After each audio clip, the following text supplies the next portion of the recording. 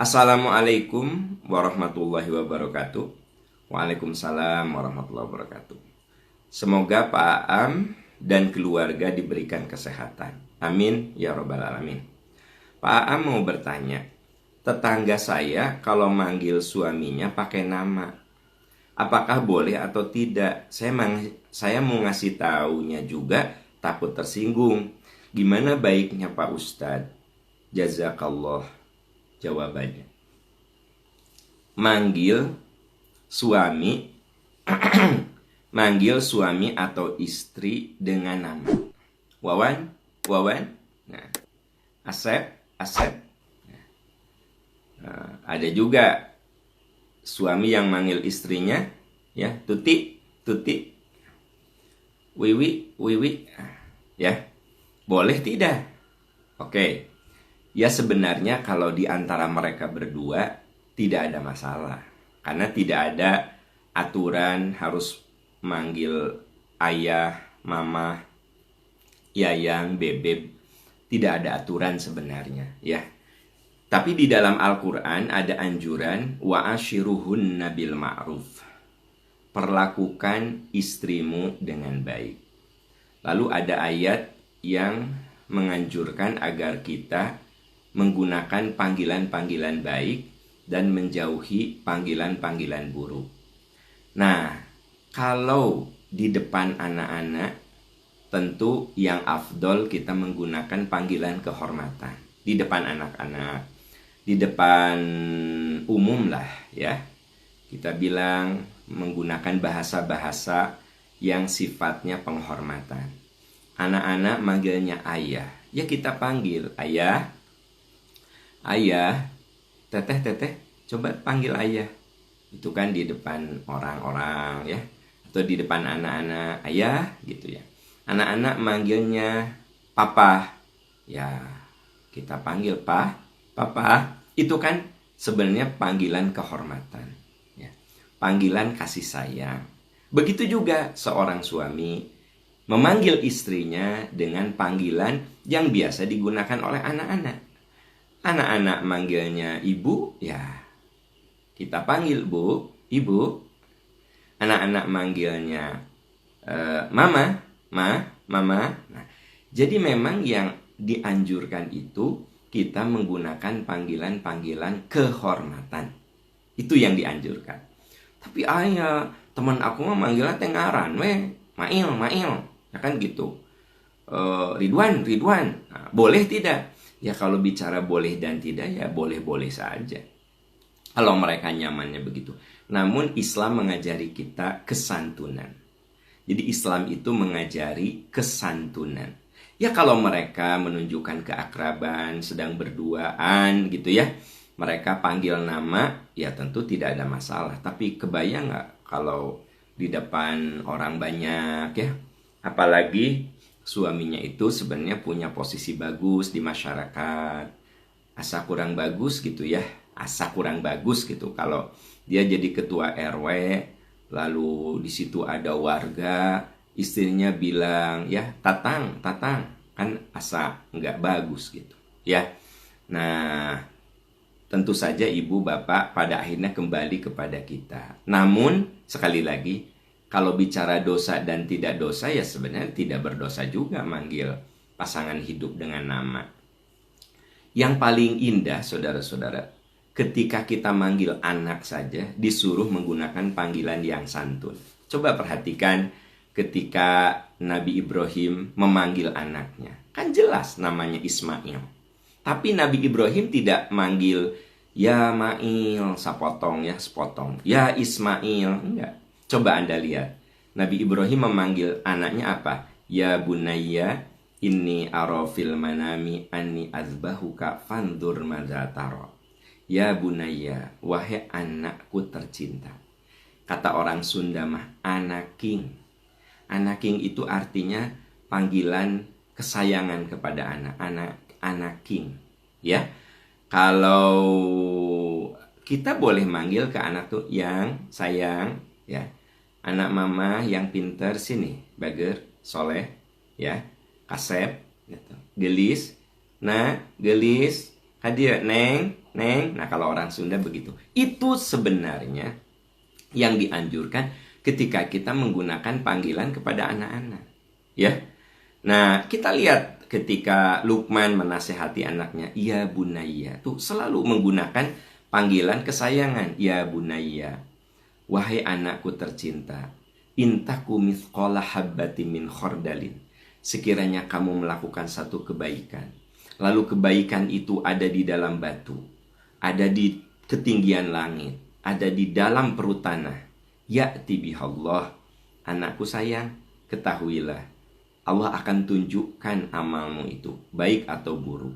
Nah, itu menggunakan ya bunayya. Jadi, sahabat-sahabatku tercinta, yuk kita gunakan panggilan-panggilan kesayangan pada anak-anak kita. Ya. Kemudian kita gunakan panggilan kehormatan kepada pasangan hidup kita. Rasulullah manggil istrinya nyaris jarang sekali menyebut nama. Tapi beliau manggilnya Humaira. Humaira itu artinya pipi yang merona. Jadi bukan pipi yang kemerah-merahan. Saya suka nanya, Ibu, apa Humaira? Pipi yang kemerah-merahan. Kalau pipi yang kemerah-merahan itu blush on, ya, pakai blush on itu. Tapi kalau pipi yang merona artinya Aisyah itu putih. Jadi kalau dicandai merona, wajahnya memerah, ya. Kalau malu merona. Nah, jadi Pak, kalau Bapak ingin panggil istri Bapak Humaira, ada syaratnya.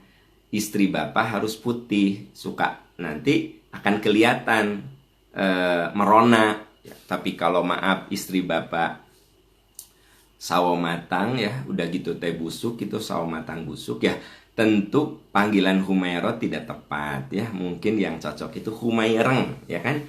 Bu Humaireng itu kan genek kata orang Sunda mah, ya. Oke, Ibu Bapak, intinya mari kita biasakan menggunakan panggilan kehormatan untuk pasangan hidup kita. Mau yayang, mau papa, mau bebek, ya, gitu. Jadi kalau kita dengar, ya, tetangga kita manggil suaminya babe, itu kita nggak usah beb, nggak boleh gitu. Biarkan dia menggunakan panggilan kehormatan kepada suaminya. Jangan beb. Ya, biarin aja, itu hak dia atuh, ya. Gelis, kadia gelis di mana? Nggak boleh gitu. Biarkan saja, ya kan? Gitu. Gelis, anak mama cantik. Nah, Anda jangan berbisik ke teman Anda. Gelis di mananya? Gelis apa? Biarin aja. Itu kan panggilan kesayangan dan kehormatan kepada lingkup keluarga. Nah, itu yang dianjurkan oleh agama. Itu yang harus kita hidupkan. Itu yang harus kita bangun. Ternyata masih ada segelintir orang, segelintir suami, segelintir istri yang manggil nama, ya itu silahkan saja. Mungkin nyaman mereka begitu, namun Islam memberikan anjuran untuk menggunakan panggilan kesayangan kepada anak-anak kita, panggilan kehormatan dan kesayangan untuk pasangan hidup kita. Wallahu a'lam bishawab, ya. Oke. Ya, kita beralih ke pertanyaan berikutnya.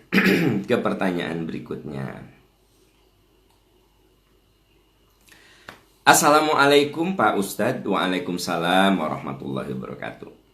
Apakah sholat rawatib ba'da sholat boleh dikerjakan setelah jeda dulu atau diselingi kegiatan lain? Umpamanya ke dapur dulu, minum dulu, baca WA dulu, setelah itu baru melakukan sholat rawatib. Apakah hal itu dibenarkan?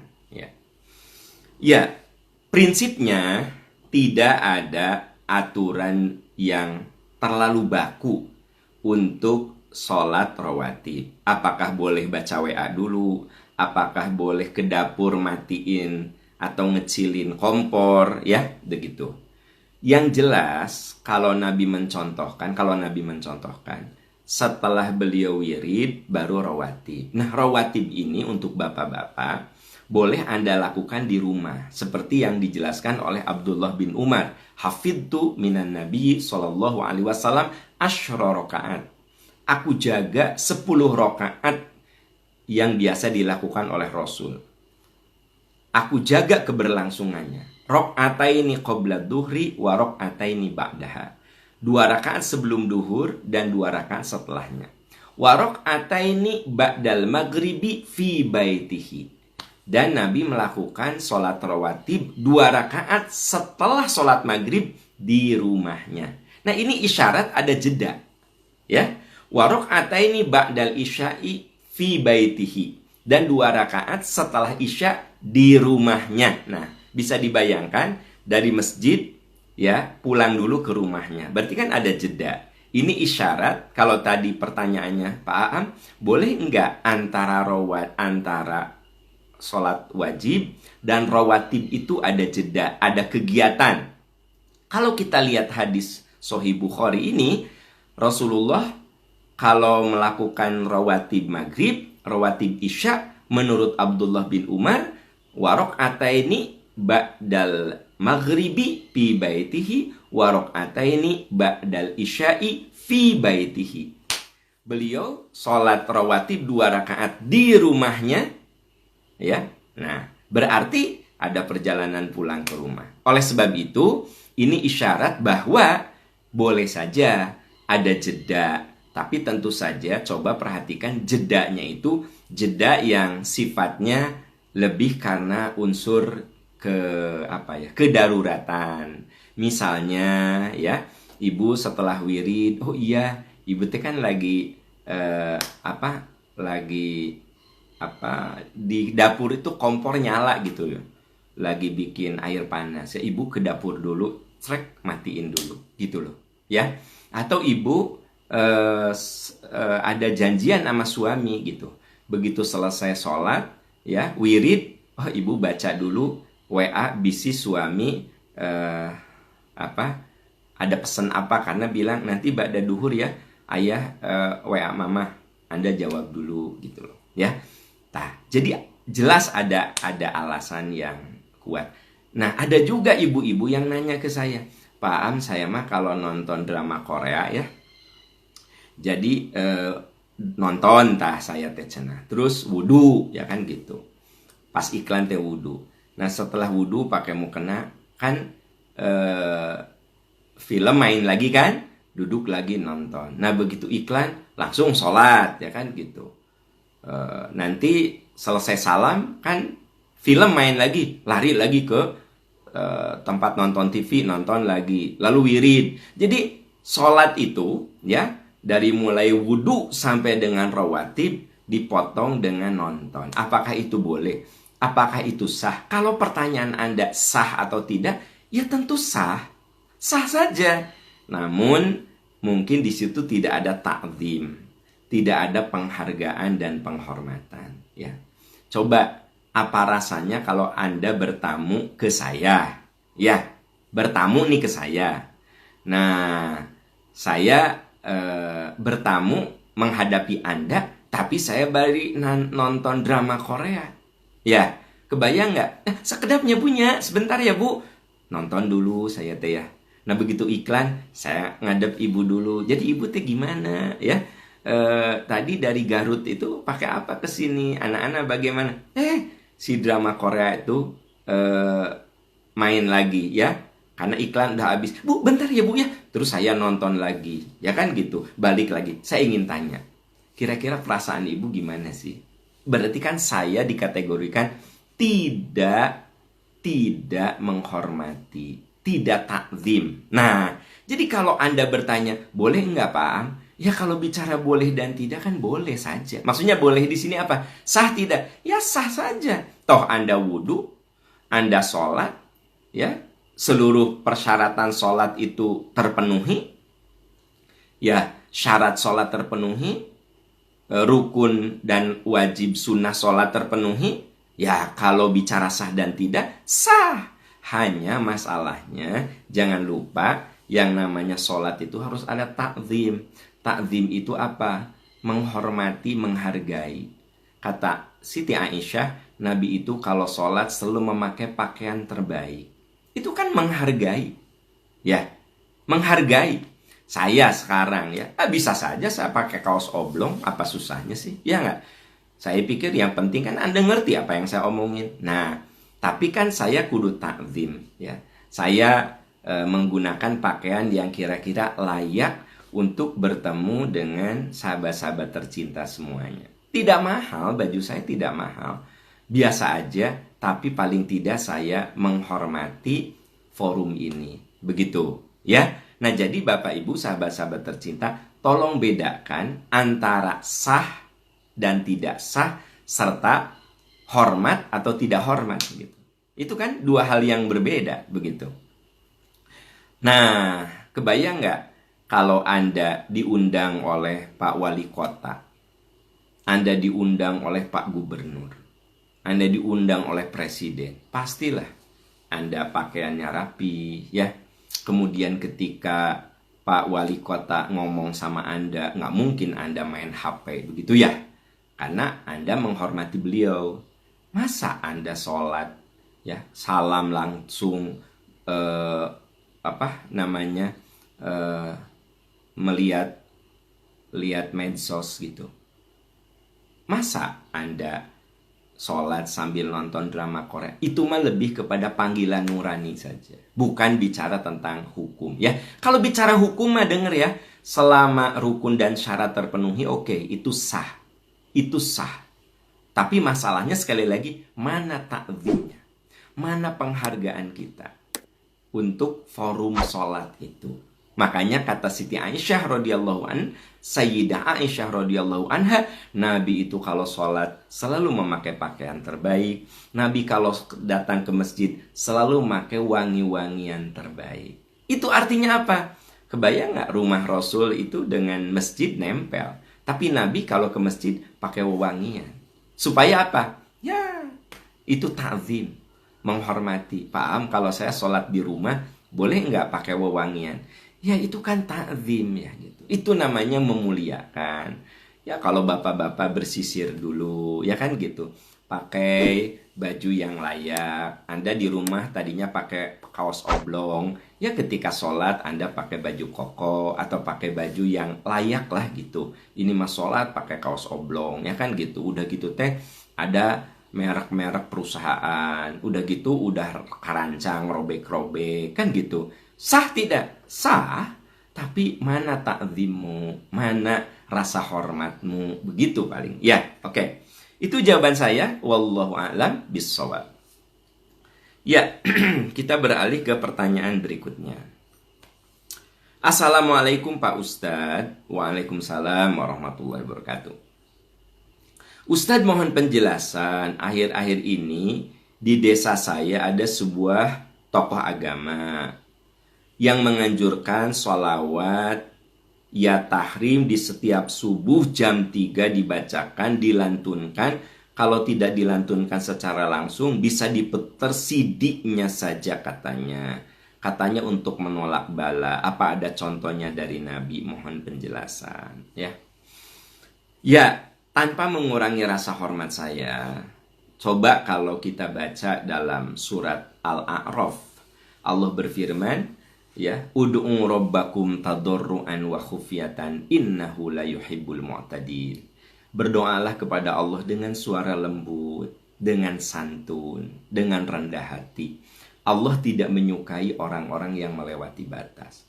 Sahabat-sahabat tahu kan, yang namanya sholawat itu doa. Ya ayyuhalladzina amanu shollu alaihi wa sallimu taslima. Hei orang yang beriman, kalau disebut Nabi, bersolawatlah kamu kepadanya. Jadi bersolawat itu merupakan doa. Innallaha wa malaikatahu yusholluna ala nabi. Sesungguhnya Allah dan para malaikat bersolawat kepada Nabi. Ya ayyuhalladzina amanu, hei orang-orang yang beriman, shollu alaihi. Bersolawatlah kepadanya. Berarti yang namanya solawat itu doa. Nah, ada tokoh agama yang menganjurkan sholawat itu jam 3 pagi, suaranya dikeluarkan. Nah, lalu bagaimana dengan ayat yang mengatakan, hai orang yang beriman, berdoalah kamu dengan suara lembut. Ya, nah ini memang menurut saya perlu dikritisi. Memang sholawat itu dianjurkan, tapi kan personal kita dengan Allah sebagai bentuk cinta kita kepada Nabi. Ya nggak? Saya tadi ceramah saja memulainya dengan sholawat. Allahumma sholli ala Muhammad wa ala ali Muhammad kama shallaita ala Ibrahim wa ala ali Ibrahim. Saya memulai pertemuan ini dengan sholawat karena saya cinta kepada Nabi. Karena saya ingin menyampaikan ajaran-ajaran Nabi.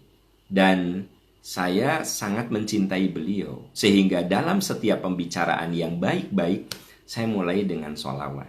Setelah saya memuji Allah.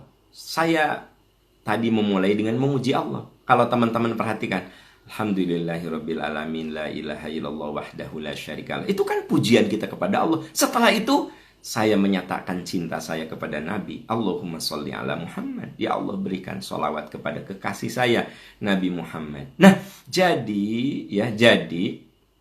yang ingin saya tegaskan di sini, sungguh kecintaan kita kepada Nabi itu bersholawat. Tapi apa jadinya? Sholawat yang begitu indah, yang menggambarkan kecintaan kita kepada Nabi, kemudian membuat orang menggerutu. Naon sih? Apa sih? Jam 3 udah ngeributin. Nah, memang ada yang jam 3 itu, nah yang paling parah, udah aja puter CD, puter MP3. Terus ngapain gitu? Muter MP3, sholawat, dikeluarkan suaranya, pakai toa, ya, sampai 3 RW denger. Jam 3 pagi, terus ngapain? Membuat orang menjadi tidak simpati gitu loh. Tolonglah hal-hal seperti ini dievaluasi lagi, ya, dievaluasi lagi. Walaupun beliau disebutnya sebagai tokoh agama, tapi kan tokoh agama tuh kita perlu seleksi juga. Ada yang memang berada dalam syariat Islam berdasarkan ilmu, ada juga yang berdasarkan ketokohan. Dan kalau orang yang berilmu mah, tokoh agama berilmu, pastilah dia baca ayat Quran yang mengatakan bahwa berdoalah dengan suara lembut, ya. Jadi untuk apa sih doa dikeluarkan, ya? Doa dikeluarkan suaranya sampai 1 RW denger. Ngapain gitu loh. Anda ini mau didengar 1 RW atau mau berhubungan dengan Allah? Kalau berhubungan dengan Allah nggak usah tuh pakai toa segala macam, sudah saja, ya, duduk bersimpuh, ya. Ya Allah, ya Rahman, ya Rahim. Allahumma sholli ala Muhammad wa ala ali Muhammad. Allahumma sholli ala Muhammad wa ala ali. Kan lebih indah kita langsung kepada Allah mengekspresikan cinta kita kepada Nabi Muhammad. Ngapain juga ngambil mikrofon Allahumma sampai terdengar 1 RW. Nah, ini mau pamer apa mau menunjukkan cinta kita kepada Rasul? Tolong ini dievaluasi lagi, ya. Saya tidak bermaksud menghinakan siapapun, ya, tidak bermaksud. Saya menghormati dan menghargainya. Tapi kan boleh kita mengkritisi. Coba kritisi, ya. Apalagi di sini kalau ada yang dengar para pengurus masjid, coba Anda belajar Islam yang betul. Supaya apa? Ketika mengambil kebijakan-kebijakan di masjid itu memang senafas dengan ajaran Islam. Saya pernah sampaikan di sini. Untuk apa gitu? Menunggu sholat Jumat, baca Quran keras-keras. Untuk apa?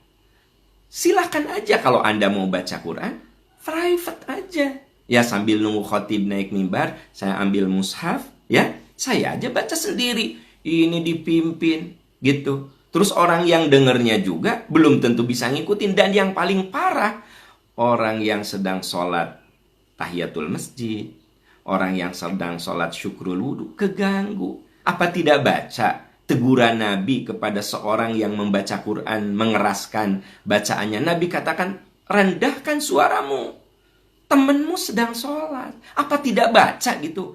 Ya, orang-orang yang ketika mendekati Jumat membacakan ayat Quran begitu jelas. Yang paling parah muter CD, yang paling parah muter MP3. Ya, baca Quran langsung saja ditegur oleh Nabi. Ini ngapain gitu? Muter CD, muter MP3. Zaman baheula mah muter kaset gitu. Ngapain coba? Nah, sahabat-sahabat tercinta, yuk kita berislam dengan indah, kita berislam dengan cantik, kita berislam dengan santun. Karena Islam itu agama yang santun, Islam itu agama yang indah, Islam itu agama yang menyejukkan. Bukan kemudian, ya wajarlah jam 3 pagi kemudian berteriak-teriak sholawat, orang bilang ngapain sih?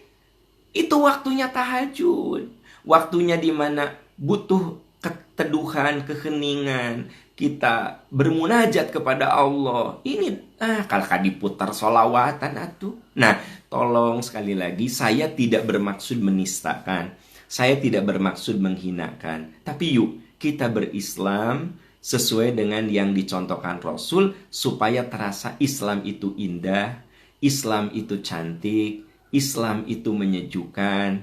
Ya, itu kan sebenarnya ajaran Islam. Itu ajaran Islam. Ya, oke. Semoga Allah selalu menolong kita, memberkahi kita, dan membimbing kita semua agar berada dalam jalan kebenaran. Wallahu a'lam bishawab. Ya.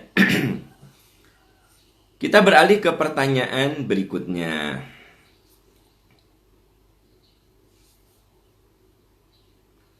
Assalamualaikum Pak Ustadz. Waalaikumsalam warahmatullahi wabarakatuh. Saya izin bertanya, bolehkah mas kawin berupa seperangkat alat sholat karena barang tersebut akan digunakan untuk beribadah yang akan usang dan akhirnya terbuang? Terima kasih atas jawabannya. Ya, boleh nggak mas kawin dengan alat sholat? Kan itu dipakai lama-lama usang, dimana rusak, ya tentu jadi lap nantinya dibuang. Boleh tidak? Oke, saya perlu jelaskan dulu. Mas kawin itu ya adalah sebuah pemberian wajib, bahkan itu merupakan syarat sahnya pernikahan dari seorang suami, dari seorang calon suami kepada istrinya. Bapak-bapak, ingat, pemberian pertama yang sah, ya, yang merupakan syarat dari sahnya pernikahan adalah mas kawin. Nah, Nabi tidak menjelaskan mas kawin itu apakah boleh berupa makanan, apakah boleh berupa alat sholat. Sebenarnya mas kawin itu yang penting calon istri kita ridho. Itu yang penting. Ya, yang penting itu. Bahkan pernah zaman Rasul ada orang yang mas kawinnya mengajarkan salah satu surat dari ayat-ayat Quran. Kamu mas kawinnya apa? Boleh nggak saya mengajarkan surat Al-Fatihah? Kalau calon istrimu mau, ya sokwe silakan. Mau, selesai. Jadi sebenarnya yang namanya mas kawin itu tidak ada aturan harus barang abadi. Yang penting mas kawin itu disepakati oleh calon istri. Itu yang penting. Kita nanya, Neng, kamu mas kawinnya mau apa? Ya, mau nggak seperangkat alat sholat? Mau banget, biar itu simbol bahwa yang mempersatukan kita itu adalah sarana ibadah. Nah, silahkan. Terus nanti si mas kawinnya, ya namanya mukena dipakai terus, rusak dong. Ya nggak apa-apa. Kebayang nggak ada seorang istri yang, Neng, kamu mas kawinnya apa? Aku mau kue tart. Kue tart, ya kan gitu. Asal di situ ada nama aku dan kamu deh, ya. Nah, di situ ada tertulis, ya, Ica Wawan. Nah, kue tart mas kawinnya. Tapi si istri ridho. Nah, setelah akad nikah, terus diucapkan serah terima kue tart. Nah, lalu dimakan. Gimana? Boleh tidak? Boleh. Jadi yang namanya mas kawin itu, sahabat-sahabat tercinta, pemberian dari calon suami kepada istri yang merupakan bentuk sahnya, syarat sahnya pernikahan. Sekali lagi, tidak ada penjelasan mas kawin itu apakah harus emas, ya, bahkan ada juga yang cincin besi, ya, ada yang membacakan Quran, begitu. Jadi silahkan saja. Dan jangan lupa, sebaik-baik wanita adalah yang tidak memberatkan mas kawin kepada calon suaminya.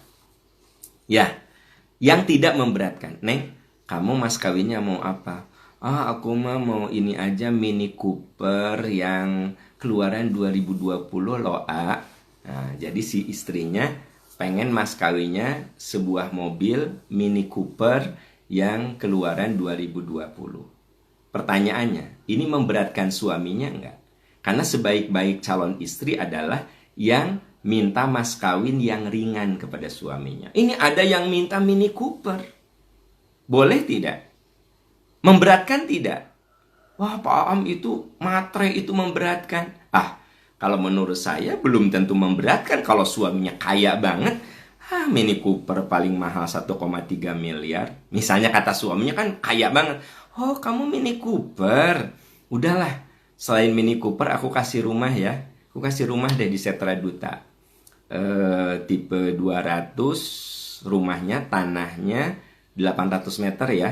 Terus ada Mini Cooper 1. Tapi si suami memberikan itu tidak berat dong, dia orang yang kekayaannya triliunan gitu ya ngasih 50 miliar mobil dan rumah mah bagi dia nggak ada apa-apanya. Jadi yang dimaksud dengan tidak memberikan beban berat kepada calon suami artinya si calon istri melihat kemampuan suaminya.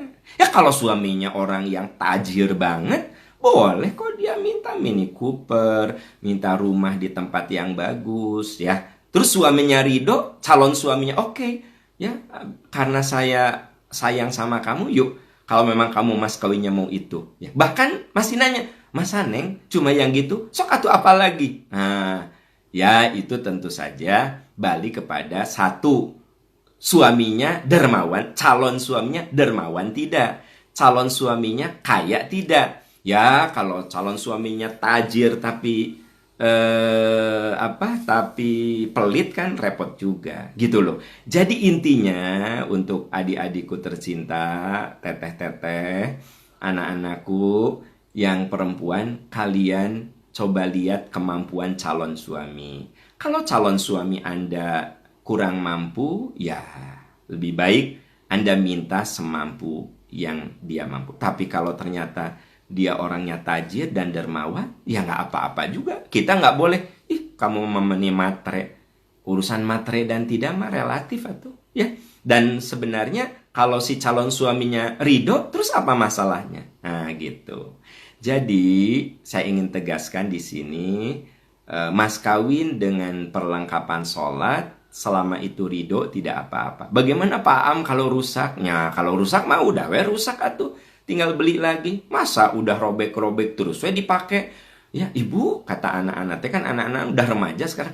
Ibu ya Allah, itu mukena udah robek-robek, punggungnya segala macam. Neng, mama akan tetap pakai mukena ini. Ini mas kawin dari ayah kamu. Ya ari udah butut mah atuh ganti, ya kan? Begitu ya. Jadi Bapak Ibu, sahabat-sahabat tercinta, intinya adalah mas kawin itu lebih bersifat kerelaan dan keridoan dari calon istri. Apakah calon istri kita ridho? Ya itu sudah memadai untuk mas kawin, ya. Oke. Dan jangan disepelekan mas kawin, karena mas kawin itu salah satu syarat sahnya pernikahan. Bahkan kalau orang memberikan mas kawin dengan penuh penipuan, dengan ada penipuan, ya itu bisa, kalau si istrinya tidak mau terima, itu bisa fasakh, bisa batal itu pernikahan. Ya, bisa batal itu pernikahan. Kenapa? Karena si suami ada unsur menipu kepada istrinya. Kasih emas batangan, ya kan? Gitu, 3 ons, ya kan?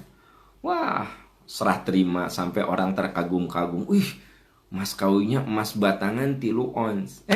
Setelah nikah, ya kan? Ternyata itu sebenarnya besi ya, yang disipuh pakai dibungkus pakai warna emas begitu. Ya tentu saja pernikahan jadi tidak sah karena ada unsur ditipu kan gitu. Oke, sahabat-sahabat tercinta, itu yang bisa saya jawab ya. Semoga Allah senantiasa melindungi kita, menolong kita dalam kebaikan. berjuanglah kita belajar Islam, belajar Islam, belajar Islam, dan kita bisa mengambil indahnya ajaran Islam, kita bisa mewujudkan indahnya ajaran Islam dalam kehidupan sosial kita. Sebab kalau kita berislam tanpa ilmu, itu kadang-kadang kelakuan kita itu merusak nama Islam juga gitu loh. Kan seringkali, kok Islam gitu sih? Nah, padahal Islam tidak begitu. Itu mah karena orangnya gitu mengasasamakan Islam gitu.